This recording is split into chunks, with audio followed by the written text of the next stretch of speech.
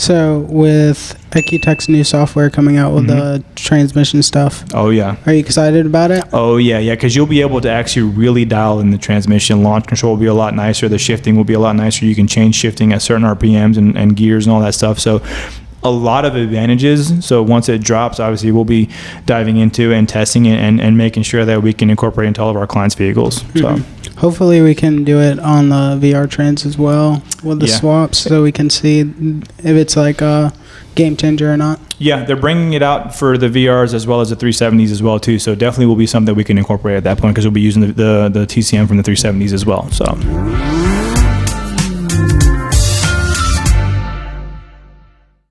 Hey guys, Elzaya back again with the Soho podcast. Today we have Nick back again for another pod. Today we'll be discussing transmissions. That's correct. Yep. So we're going to be focusing on the 7AT majority? Correct. Yep. So with the 7AT, we see a lot of failures. What are common failures? So a lot of people are going to be familiarized with the power being a failure issue, right? So there's a couple different things that can cause the transmissions to fail. One being power, and then there's another one that we've seen a lot in the shop. Probably 3 or 4 cars that have come through here recently that have had that issue that have failed. So the first one I'll talk about is when you're putting too much power or torque behind a transmission. And when I mean by too much torque, usually the 4 to 420 range foot-pounds of torque, that's to the wheels. That's not to the motor. I'm talking about power to the wheels. So you put 4 to 425, give or take. You could probably get away with 450, to be quite honest. However, it's going to fail. What happens is the clutches tend to fail. And then if you're drag racing the car, if you put a tire on the car, or if you're really launching the car from a dig, you'll have the flex plate break. And a lot of people are not too familiar with how the flex plate looks. So I actually have one. I'm going to show you what exactly happens when you launch a OEM flex plate on a 7AT. So I'll show you here. So as you can imagine, this piece here is the broken piece. And so what happens is this thing's trying to spin, right? Because this is mounted to the actual crankshaft on the backside of the crankshaft, right? As this thing's trying to spin, it's a hollow piece, and then it breaks off. It breaks off. So what you'll see and what you'll notice is we tell a lot of our clients, hey, if you're planning on dragging the car or launching the car, or if you're going turbo and making a lot of torque, upgrade the flex plate. So Z1 makes a flex plate, LOJ makes a flex plate, Fast Tension makes a flex plate. They're all great. Just depends on what you're trying to invest into it. So if you're trying to invest a little bit more, I believe the Fast Tension is the more expensive of the 3 options. And so they all do way better than what the stock one, because you can see stock one is hollow. And the stock one is stainless? It's not, I mean, it's probably steel. I don't believe it's stainless because you can see the rust marks on it here. So usually stainless is not going to rust. And do they have billet options? Yep. So any of the upgrades, the Fast Intentions, the Z1 or the LOJ are going to be billet flex plates. So they are going to be billet aluminum, and so they won't break and they can take the actual abuse. So that's the main reason why a lot of the transmissions break. And so diving into the second part. Now the second part, what happens, let me put this back over here so that way it's out of the way. I'm actually going to ask you another question about the flex plate. So for the guys, for the guys that are saying, what if we can just keep the torque low? Because we know torque breaks stuff. Is that a solution, or that's just, it mitigates it? It'll mitigate it just because, like, so supercharger, you're not going to make a bunch of torque, right? You can make 550, you don't make like 400 foot-pounds of torque. Like if you're turbo and you're making 550, you can make 450, 480 foot-pounds of torque, right? You can always calibrate it to where you dial back the torque or bring the boost in a little bit later, so that way you don't have torque at the lower RPM. You could do it that way. Eventually it's going to break. So it's either you buy it now and you take care of it, or you buy it later when it breaks and you're stranded and you got to do the whole thing, right? So it just depends. Do you want to be proactive about it, or do you want to just be like, you know what, if it breaks, I'll just fix it? Makes sense. So yeah, that's the main one. Now the second one is a very common issue that happened on the Pathfinders back in the day. What would happen is the OEM cooling system on the Pathfinder has the transmission cooler as part of the radiator. And so what happens is the actual transmission oil cooler fails inside the radiator, or the radiator will fail. And coolant will get into that transmission oil coil portion, and then coolant will get inside the transmission fluid and contaminate the transmission fluid and basically just cause havoc on the entire transmission. So the best way to explain it is when that coolant goes inside that transmission, it's like rat poison to a rat. It kills it. It's done. Jeez. Yeah. So it's a very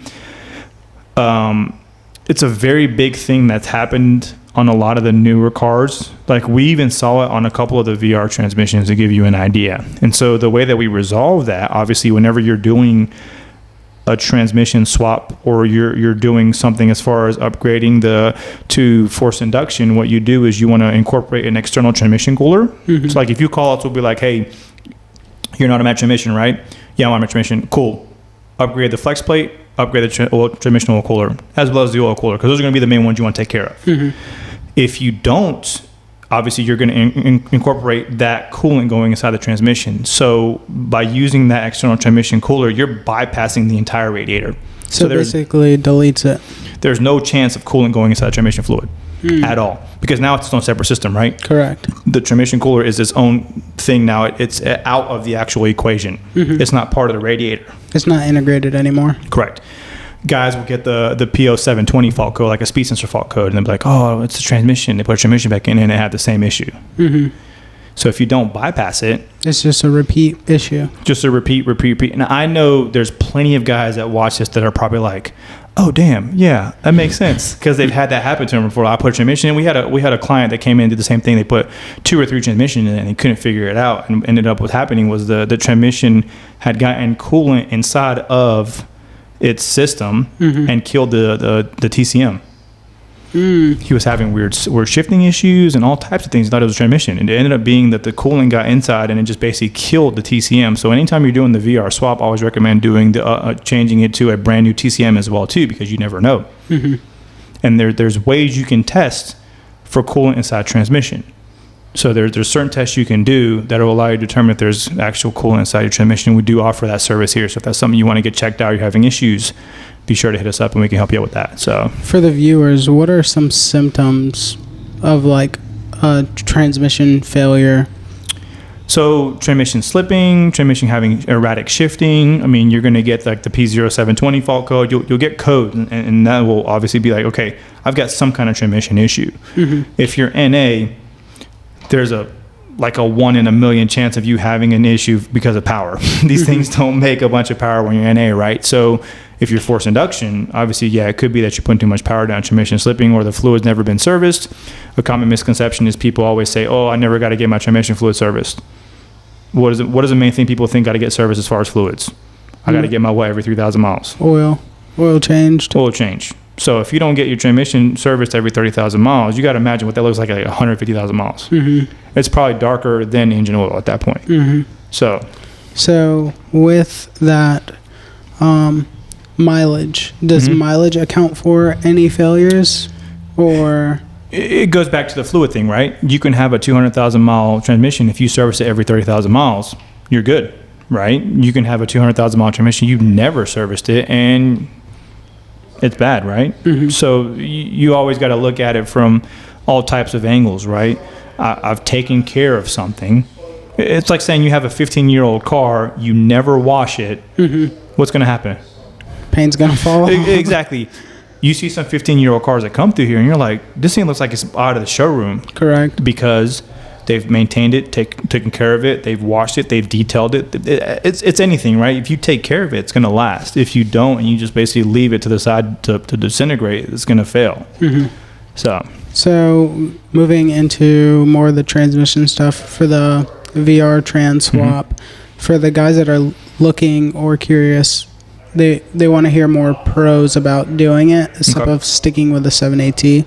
So what are the pros with going with the VR? So I mean, the VR is proven to handle power. That's the main reason why guys jump to the VR transmission, because it knows it can handle power. So we've done 550, 600 foot-pounds of torque on the VR transmission. You do that on a VHR motor, a stock motor, you're gonna blow the motor. Mm-hmm. Because you want to stick around like 550 foot-pounds of torque on the stock VHR motor. So if you're doing way more than that, your motor's gonna fail for a transmission. So that's why guys mainly go for it. It shifts better. I've gotten a lot of grief about it shifting faster than the DCT. Yeah. So it does shift better than what the 7AT is in the VHR. So that's my whole point, was to say that. That's why I said that, because it's something that, it's a drastic improvement. That's why I said that. So with Ecutech's new software coming out with the transmission stuff, are you excited about it? Because you'll be able to actually really dial in the transmission. Launch control will be a lot nicer. The shifting will be a lot nicer. You can change shifting at certain RPMs and gears and all that stuff. So a lot of advantages. So once it drops, obviously we'll be diving into and testing it and making sure that we can incorporate into all of our clients' vehicles. So hopefully we can do it on the VR trans as well with the swaps, so we can see if it's like a game changer or not. Yeah, they're bringing it out for the VRs as well as the 370s as well too. So definitely will be something that we can incorporate at that point, because we'll be using the TCM from the 370s as well. So, and then also with the VR swap, you remember how you said we basically supply a oil cooler to delete the coolant and the oil mixing. So when you do a VR trans swap, does it still incorporate that same coolant system? So you're still going to have that failure, just because in an automatic transmission on 370s and G37s, they still have the transmission fluid going through the radiator to be cooled. So you're still going to have to incorporate that external transmission oil cooler, regardless of the fact. Regardless of 7AT to the correct VR the VR. Trans. Yep. Well, thanks. I feel like we highlighted a lot of stuff today, and we'll see you guys on the next pod. Yeah, for sure. Be sure to follow us on YouTube, and make sure you follow me, Nik _Soho.